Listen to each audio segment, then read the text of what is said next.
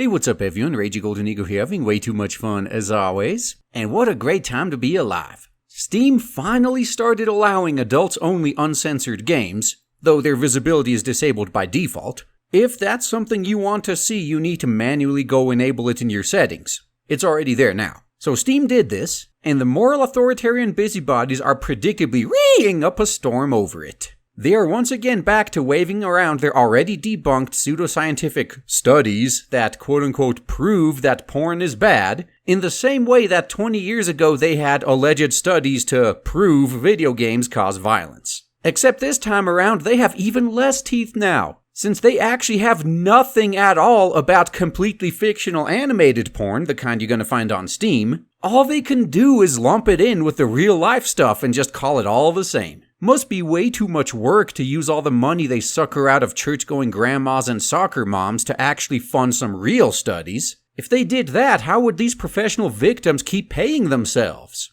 So I thought, let's try something different. Let's pretend they're actually right. Let's pretend that porn is the scourge of the earth and ignore the fact that countries with more access to porn have vastly lower rates of sex crimes, which have been going down every year as access to porn has been going up. Let's pretend that none of that's real and that it actually is harmful. What should we do about it if it's true? Well, to answer that, let's look at something that we actually can prove is harmful. Alcohol. 10,000 plus drunk driving deaths a year in the US alone. And that's just the deaths involving both alcohol and driving together. There are many other alcohol-related ways to die. So with such clear evidence of the harm alcohol causes, it actually has a body count, and a pretty big one at that, we need to ban it ASAP, right? What could possibly be the downside here? We'd be saving 10,000 plus lives a year if we just banned this filth. Well, let's take a look into the past and see what really happened the last time this was tried, courtesy of the Mob Museum in Las Vegas.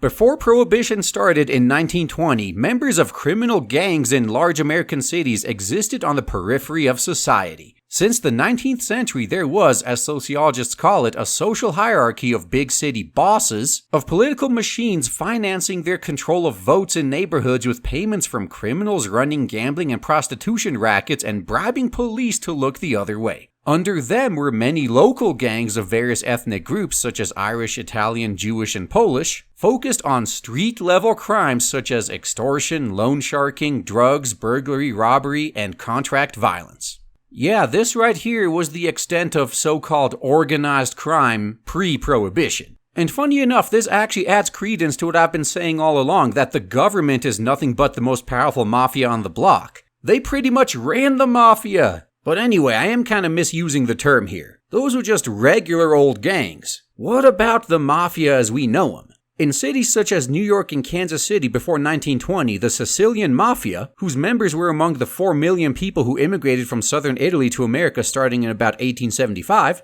made money through the Black Hand racket, sending cryptic letters that demanded payments from ethnic Italians with threats of violence or death. New York's Tammany Hall political machine sanctioned gambling and brothel rackets by crime groups such as the 5 Points Gang before Prohibition. Once again, isn't it funny how the government looks the other way when things that should be illegal are actually working in their favor? It's almost as if this is something we can use in our favor, isn't it? Just think about that. But back to the article. But activities by the mafia and criminal gangs generally were not coordinated under an organization, and in fact, terms such as organized crime and syndicate would not enter popular use until after Prohibition began. And this is something that anyone with a brain could have seen coming. If you create a black market for one of the biggest markets in existence, what the hell do you think is gonna happen? You don't have to be a genius to figure that out. I guess these idiots just figured, if we make it illegal, everyone's gonna stop doing it, right? No, as is usually the case when it comes to moral authoritarian busybody-style laws, all they're doing is turning normal peaceful people into criminals. That's it. So let's continue.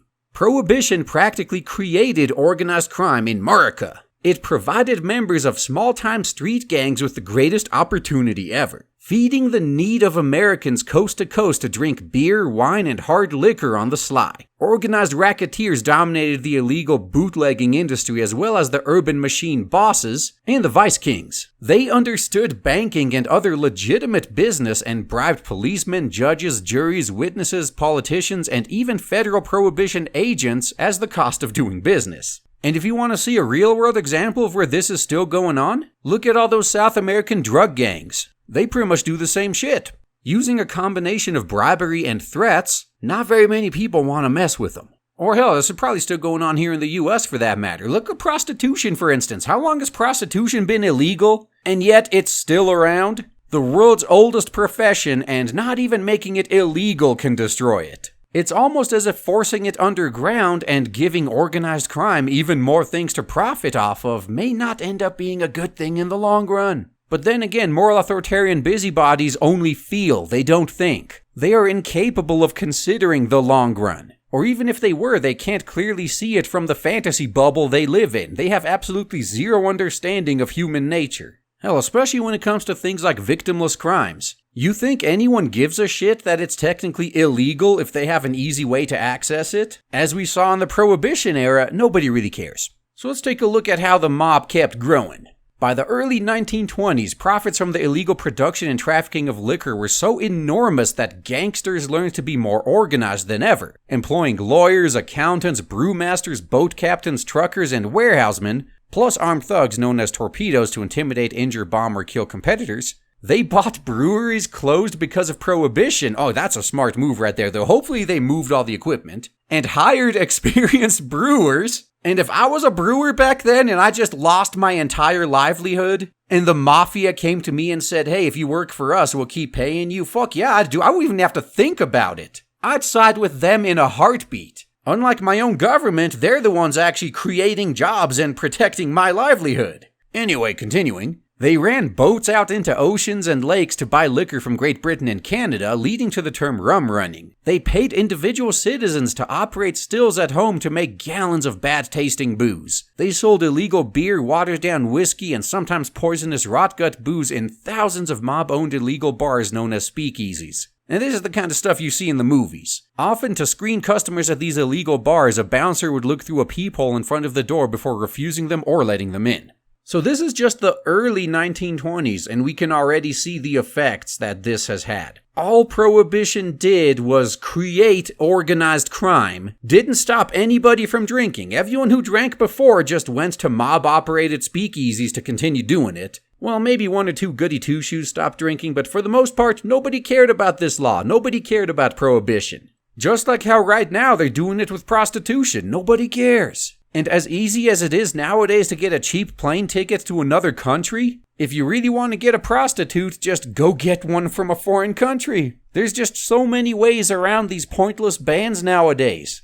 And the same thing's gonna happen if they try to ban porn. Actually, it's already happening in countries where porn is banned. Everyone just gets a VPN and continues watching all the porn they want. And if somehow the New World Order becomes a thing, and they actually are able to ban things worldwide, and they send their muscle to enforce it, we're just gonna end up with situations like this here again. Here's some interesting bit of information about Al Capone, aka Scarface. Capone made as much as $100 million a year, equal to $1.3 billion in 2016 dollars. And at one point in the 1920s, he paid out $500,000 a month, worth about $6 million today, to police to let him operate his illegal booze trade. And this is exactly what is going to happen again if they try any more of these bullshit bans. Especially when it comes to major things like alcohol and porn that pretty much everyone in the damn population wants. There's big money in a black market for that. So much, in fact, that you can afford to throw around millions of dollars in hush money and keep operating. I mean, look at these numbers.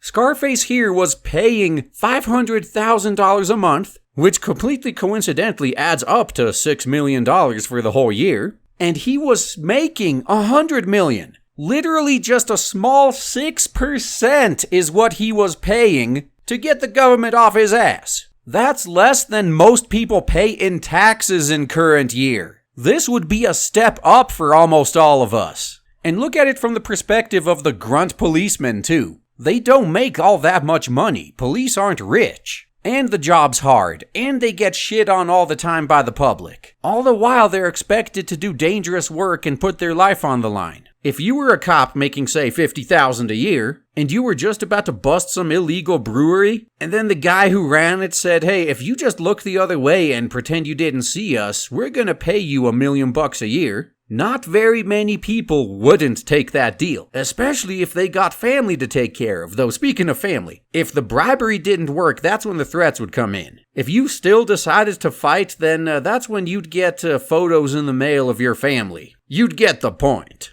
Is this something you'd like to see in current year going into the future? Because this is exactly what you're gonna get if you keep trying this prohibition shit. And here's the best part. Once you've gone down this path, it's not going to be very easy to clean up. We're still dealing with the effects of prohibition now, almost 100 years later. After prohibition's repeal on December 5th, 1933, organized crime, with its top unlawful money-making racket gone, was forced to regroup and focus on other things. While some gangsters entered the legal and licensed liquor business, the laws made it harder to earn as much cash and as fast. But all was not lost. There were still lucrative vice rackets of prostitution and gambling, as well as drug trafficking and labor racketeering. Organized crime had to be more organized, but many former rum runners still had plenty of money saved up from the Prohibition days. Luciano, for one, continued to enjoy the high life as New York's crime kingpin, living at the luxurious Waldorf Astoria Hotel until his prostitution rackets led to convictions and prison in the mid-1930s. For others, Las Vegas and its legal casinos awaited starting in the 1940s. So that's something you really gotta think about. If you outright ban something and create this big of a black market, the criminal organizations that arise because of the ban and become as rich and powerful as these did, they're not just gonna go away when you repeal the ban. They're not just gonna look at each other and say, oh, well, now that the thing that we were running a black market for is legal, we got no reason to exist anymore, so see ya guys, we can all just go home now. Let's get back to our regular legal lives.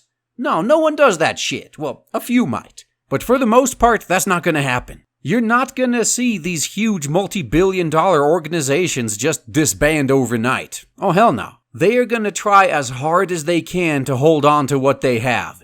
And that means expanding to other things. As they mentioned here, gambling and prostitution are options, but they also have a lot more vicious and violent options too, like a lot of the South American drug gangs are doing. They're making extra money on the side through assassinations, kidnappings, holding people for ransom, and actually killing them if you don't pay. And hell, as I just mentioned, it's been almost 100 years since Prohibition started, about 85 since it ended. And while they may finally be considerably weaker now than they used to be, the criminal organizations that were created under Prohibition are still around today. One has to wonder if only there was some way we could hold these moral authoritarian busybodies accountable for the hell they unleashed with their good intentions. And that's all I gotta say, guys. Thanks for listening.